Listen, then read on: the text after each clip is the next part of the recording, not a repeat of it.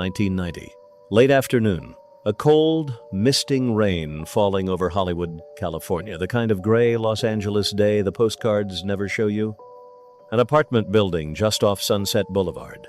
A 53-year-old man pulled his car down the ramp into the building's underground parking garage, the way he had 100 times before. Concrete pillars, bad lighting, the echo of an engine. He shut off the motor and opened his door. And out of the dark, a masked man came running at him. There was no conversation. There was no name spoken. The gunman fired until the gun was finished, 5 rounds into the man's face, 4 more into his body. 9 shots for a man who wasn't armed, wasn't running, and hadn't been in New York for years. He died there on the concrete, 3,000 miles from the streets that made him, in a city he had chosen precisely because nobody in his old life would ever think to look. And when the county filled out his death certificate, they wrote down his occupation in a single line: used car salesman. Remember that line? Because that used car salesman had once controlled union locals in New York City, moved millions of dollars through the American garment industry, and been a made member of one of the most powerful crime families in the world. And the way the machine reached across an entire continent to put 9 bullets in him is the part of this story that should genuinely frighten you. This wasn't a robbery. This wasn't Hollywood violence.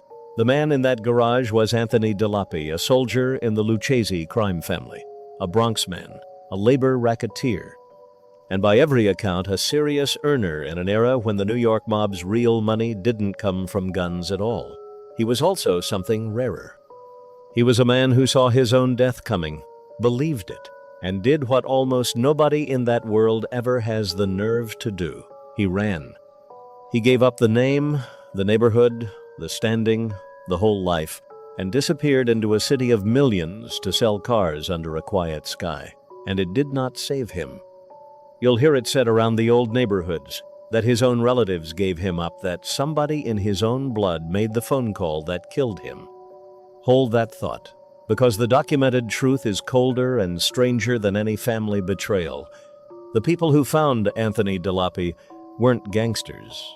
They didn't hunt him through the underworld. They carried gold shields. They were decorated detectives of the New York City Police Department.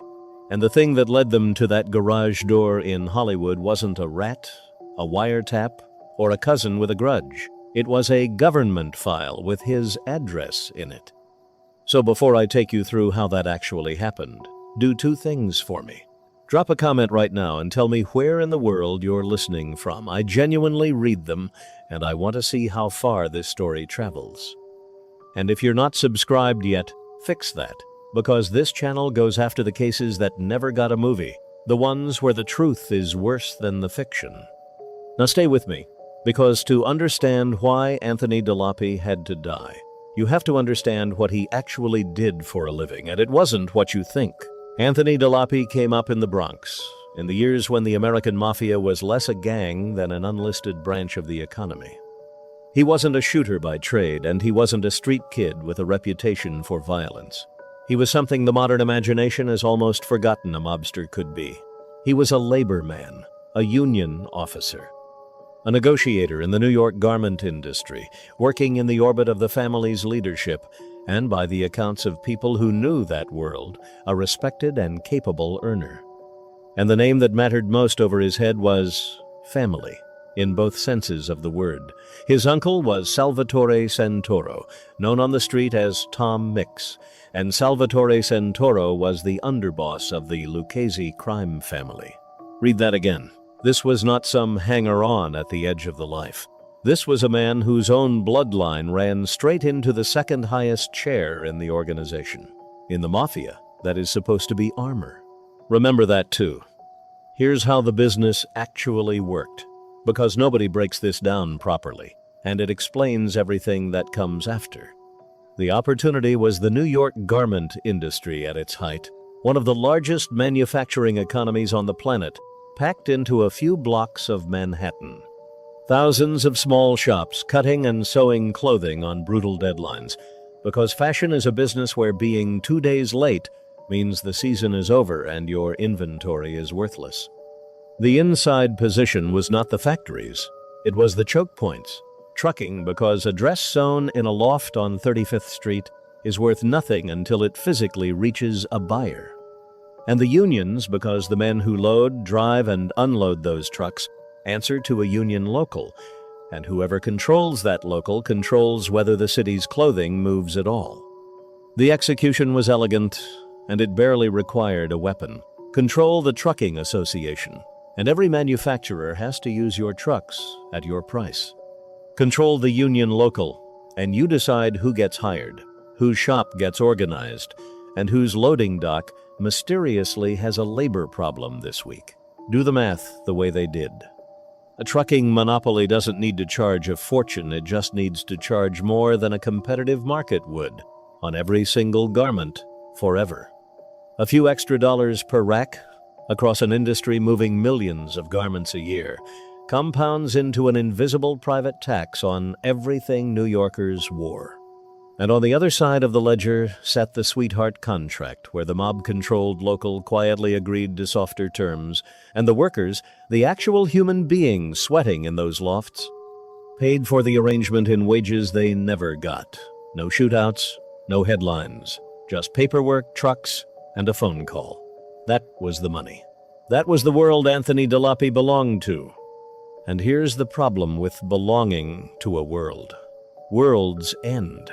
In the mid-1980s, the federal government did something it had never managed before. In the commission case, prosecutors put the actual leadership of the American Mafia on trial as an institution and won. Among the men convicted and buried under sentences that amounted to the rest of their natural lives was the Lucchese boss, Anthony Corallo, and beside him the underboss, Salvatore Santoro, Anthony DiLapi's uncle. The armor was gone. The men who had known DiLapi his entire life, who understood what he was worth, who spoke his language of locals and contracts and trucking routes, went to prison in one stroke and never came out. And into that vacuum stepped two men from a completely different planet, Victor Amuso and Anthony Casso, the man the world would come to know as Gaspipe. And you have to understand what that changeover actually meant, because this is the hinge of the entire story. Corallo's generation were racketeers who used violence. Amuso and Casso were killers who happened to run rackets. They came out of Brooklyn. They trusted almost nobody. And they were, by the testimony of the men who worked under them, spectacularly, clinically paranoid.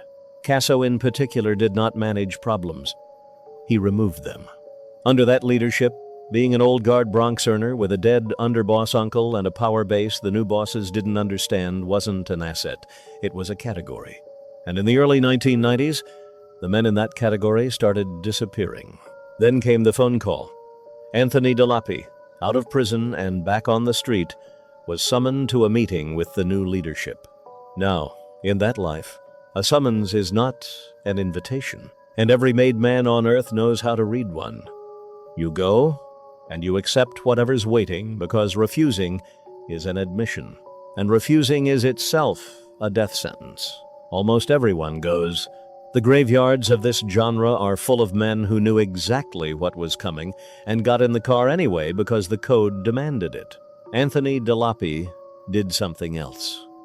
He looked at what Amuso and Casso were doing to men like him, and he refused the summons, and then he did the thing that separates him from nearly every other name in mob history. He left. He didn't go to the FBI. He didn't flip and take a deal and a new name from the government. He simply removed himself. He went to California, to Los Angeles, to an apartment off Sunset Boulevard in Hollywood, and started over as a used car salesman in his 50s. Think about the arithmetic of that decision. He gave up the only status he'd ever had, the only city he'd ever known, the only trade he was trained in, and traded all of it for anonymity and a job on a car lot. He was betting that 3,000 miles was enough. He was betting that a Brooklyn crime family could not reach into a Hollywood parking garage. But that's not the crazy part. The crazy part is the one detail that made all of it worthless, and it's the fatal mistake at the center of this story, and it isn't even a mistake he made. Anthony DiLapi was a man who had done time, and a man who has done time comes out on paper.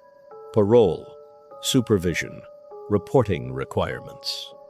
An officer, a file, a case number, and above all, an address on record with the state of California and the government of the United States.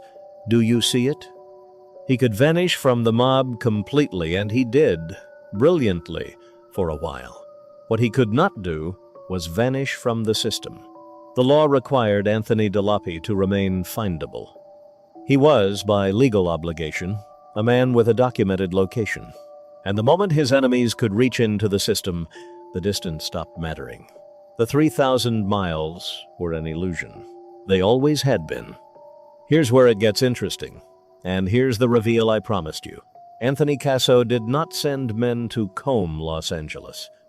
He didn't need to, because Casso had access to something no mob boss in American history had ever had: a private pipeline directly into law enforcement's own intelligence. Through a middleman named Burton Kaplan, Casso had 2 working New York City Police Department detectives on a retainer, paid every month like a utility bill: Louis Ippolito and Stephen Caracappa, not patrolmen. Detectives, men with access, credentials, and the ability to make an official-looking inquiry that nobody would ever question. When Casso wanted Anthony DiLapi, the request went through Kaplan to the detectives. And by the government's case, Caracappa used law enforcement channels reaching DiLapi's parole officer, came back with the location of a man who thought he had disappeared. That is how a used car salesman in Hollywood was found. Not by a snitch, not by a family member. By a detective's phone call, made with a real badge, into a real government file, on behalf of a man who wanted him dead. The street's version that his own relatives gave him up has floated around this case for decades, and you can understand why people prefer it. A traitorous cousin is a story we know how to feel. But the documented record points somewhere far worse than a treacherous relative. It points at the machinery itself. The state of California knew exactly where Anthony DiLapi was. So did Anthony Casso. And for $4,000 a month, those were the same piece of information. So go back to that garage and watch it again, knowing what it really was. This was not a chance encounter, and it was not a local dispute. A hit team traveled across the country, staying with a Los Angeles contact connected to the family's orbit, carrying an address that had been extracted from a government supervision file by 2 men sworn to uphold the law. They waited in the concrete dark of an apartment building on a rainy afternoon for a 53-year-old man to come home from selling cars. When he opened his door, the masked shooter closed the distance and emptied the weapon into him, 5 rounds in the face, 4 in the body. And understand what that pattern says out loud. 9 shots at close range on a man offering no resistance is not an execution for efficiency. 5 bullets to the face is a statement about identity. We know exactly who you are. We found you anyway. And there is nowhere on this continent that the reach stops. Then the weapon was gone, and the Los Angeles Police Department was left with a rain-slicked garage, no witnesses, and a dead man whose paperwork said used car salesman. For years, that murder sat in an open file 3,000 miles from the people who ordered it, a Hollywood homicide with a Brooklyn motive that nobody in California could possibly have decoded. So what happened to everyone else? This is where the whole machine finally came apart. And it came apart the way it always does, from the inside. The Lucchese family's own acting boss, Alphonse Darco, watched Amuso and Casso's killing spree consume man after man, concluded he was next on the list, and in 1991 did the unthinkable. He became the first acting boss of a New York crime family to flip and cooperate with the federal government. His testimony helped dismantle the very leadership that had ordered these murders. Victor Amuso went away for life and has never left prison. Anthony Casso, the man who wanted DiLapi dead, was caught and then attempted the same escape route, trying to trade his knowledge for leniency, only to have his cooperation deal voided by prosecutors who concluded he could not stop lying and breaking rules even as a witness. Gaspipe Casso, the most feared man in that story, spent the remainder of his life in federal custody and died in prison in December of 2020, still serving multiple life sentences. Burton Kaplan, the middleman who carried the messages, eventually cooperated as well, and it was his testimony that finally exposed the two detectives. And on April 6, 2006, Louis Eppolito and Stephen Caracappa were convicted for their role in 8 mob murders, with the killing of Anthony DiLapi among them.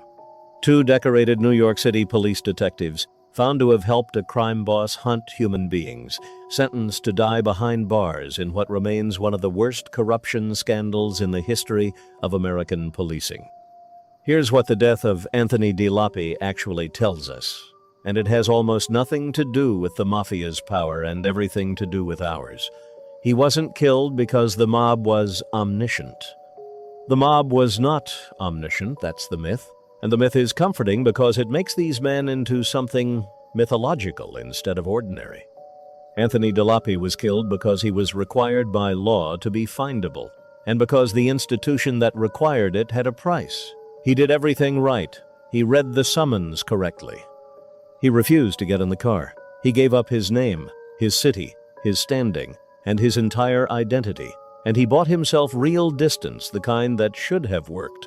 And none of it mattered, because a man with a badge could type his name into a system and sell what came back. The street prefers the story that his own relatives gave him up, because betrayal by blood is at least human-sized. The record points at something bigger and worse. He was given up by the paperwork.